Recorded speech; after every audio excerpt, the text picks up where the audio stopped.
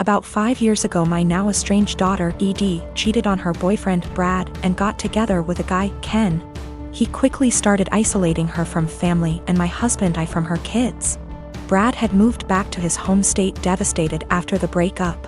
I discussed red flags her. I let her know we are here for her and concerned. Her and Ken suddenly took off and moved to another state. For 5 months, my husband and I worried about her and the kids as we had n//c at all with them. One day CPS showed up at our door with the oldest child. He was obviously injured from abuse that was reported by the school. We had no idea they had moved back to the area. We agreed to take them in. The next 20 months were traumatic, complicated, emotional, and difficult for everyone. Through it we re-established a relationship with the older child's dad, Dan. Daughter failed to comply with her plan and remained with Ken. Dan worked hard to get custody of his child and he gave ED scheduled weekly phone calls. She called oldest child 2x nothing since. We agreed to permanent custody of youngest. In the process, I put aside the hurt ED caused and agreed to scheduled weekly phone calls and supervised visits in person when schedules allowed. Legally, any or no contact is at my sole discretion. Ken was not allowed to interfere //attend. ED quit calling //scheduling visits after 3 months. I reset the call schedule to 1 month. No calls. 6 months later she calls and wanted me to drop everything for a visit the following day. I couldn't because I had to go back to work. Calls stopped again. She left Ken, has a new BF. I know nothing else about her life / whereabouts. She started calling again about a year ago and I let her know that if she was consistent with her monthly scheduled calls, we would move towards weekly calls again. She called 2 months in a row, skipped a couple months, then called 2 more months in a row. Last one happened to be night before child's birthday. She asked him what he wanted for his birthday. He said a call from her. The next day, as he blew out candles, he said, "My mom is gonna call now." He had the biggest smile on his face. Call never came. He refused my offer to call her. We survived an emotional meltdown. Next month, no call, just a text after with a lame timing excuse as to why and sorry about the birthday call, she didn't feel well. Following month, I get a text that ED feels ill again, won't be calling. I am beyond frustrated at this point. I have looked past her refusal to rebuild a relationship with us, but when it comes to the kids my heart aches for them. Hey race where I might be the I responded, parents do not get sick time. We all had COVID recently, including me, and I still took care of the children. If you do not have any time for him once a month, I don't want my time wasted with your excuses. Of course, calls stopped again. Dan and I have been married for 3 years and 8 months ago welcomed our amazing son into the world. He was very planned and wanted, and motherhood had been transformative for me. I was able to take for 1//2 months maternity leave before going back to work. Without going into too many details, we both work white-collar jobs that require professional attire. A normal workday look for me is a skirt or pair of slacks, a silk blouse, pumps or boots depending on the weather. But always with a heel because I'm 5'0", maybe a blazer if I have a big meeting. Dan wears a suit almost every day. I also style my hair and do some makeup for work every day. This is what I wore before our son was born and what I continue to wear. Dan and I are pretty even in sharing parenting duties. I tend to take mornings because I'm more of a morning person than Dan. A normal morning for me starts early, short workout, shower, get baby up, get baby ready and baby off to Dan because the daycare is on Dan's way to work. I'm normally dressed at the tail end of this process, but I keep my robe on over my clothes in case my son wants to give my outfit something to remember him by on our way out the door. For the last month or so, Dan has been more irritable than normal in the morning. There have been side comments if he gets up and I'm drying my hair or getting dressed.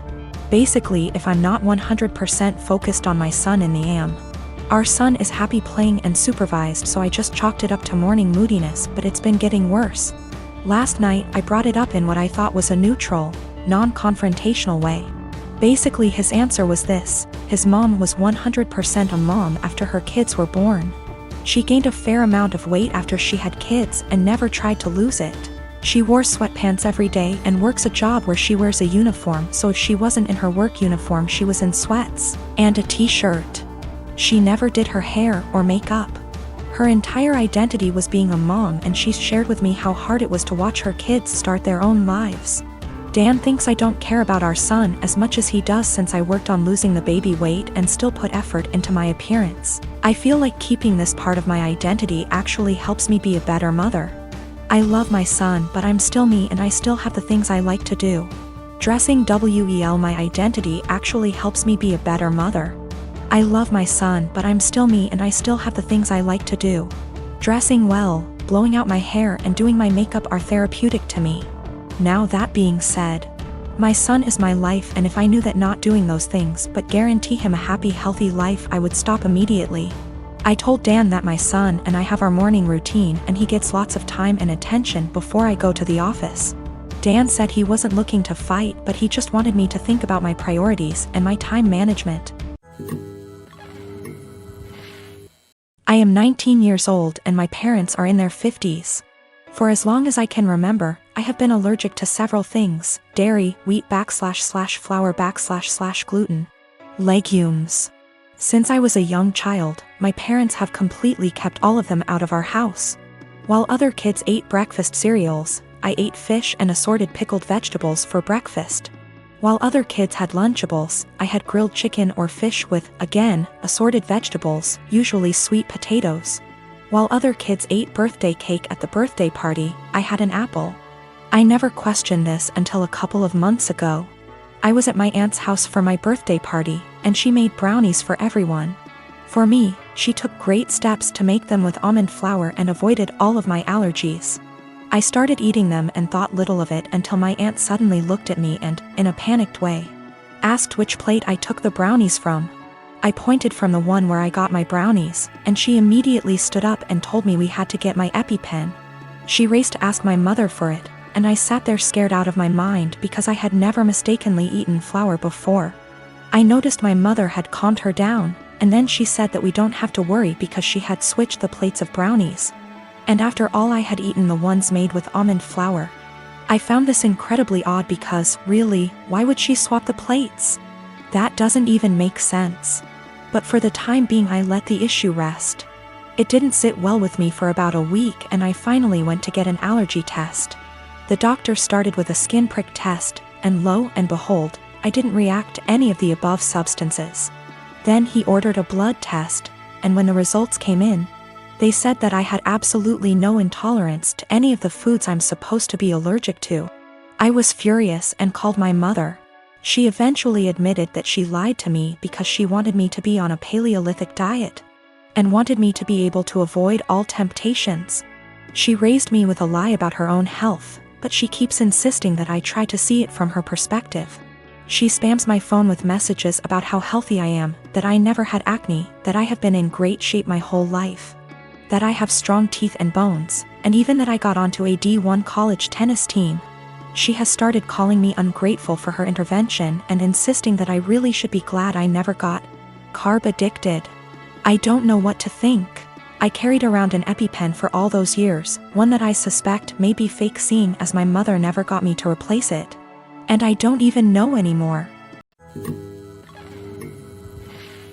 My fiancé Ollie and I have been together for 4 years, living together for 2, recently got engaged. Our relationship has been great for the most part. One of the few things we disagree on is animals. I love animals and Ollie feels indifferent towards most animals. To give a little background about me, I've always been an animal lover. Throughout my childhood, my mom hated animals, especially dogs. My mom never let us have any pets, and she used to tell us that once we were adults we could have whatever animals we wanted. When I moved away for college, I lived on campus for 4 years, and therefore couldn't have any pets. I've wanted a dog for as long as I could remember, but up until recently it wasn't in the cards for me to have a dog. Ollie and I currently live in a not-so-pet-friendly city for renters. I always lived in apartments that never allowed pets, even with a pet deposit. When Ollie and I met, I told her about wanting to get a dog someday. Ollie told me that she doesn't like a lot of dogs, but would be open to the right dog. This was in the very beginning of us meeting. I basically made it really clear that I will own a dog one day. Throughout our relationship, I would occasionally bring up wanting a dog. Ollie would remind me that our apartment doesn't allow for pets, which was true. Ollie and I agreed that once we moved into a place that allowed for pets, we would look into getting a dog. About 2 months ago, Ollie and I moved into a house just outside of the city we work in. The house is a good size for the two of us, plus extra. The landlord is pet friendly, and the house has a huge, fenced-in yard. It's a much more residential area, and there's a dog park about 3 blocks from the house. On top of the house being perfect for a dog, I'm in a financial place where I can afford a dog. I make very good money and I don't have to travel for work. I'm mentally prepared for potential pet fees and other expenses for having people watch the dog. Since we're finally settled in the house, I decided to mention to Ollie again about going to the shelter and looking at the adoptable dogs. Only this time, Ollie didn't have an excuse for why we couldn't get one. After a few weak excuses, sometimes we go away, Ollie broke down and told me that she doesn't want a dog. In fact, she's never wanted a dog. She was hoping I would forget about my dreams of wanting a dog. I'm not sure what to do. I'm trying to reason with Ollie, but she said her answer will always be no to a dog. She just doesn't like them and doesn't want them. She basically gave me an ultimatum, either her or my potential dog.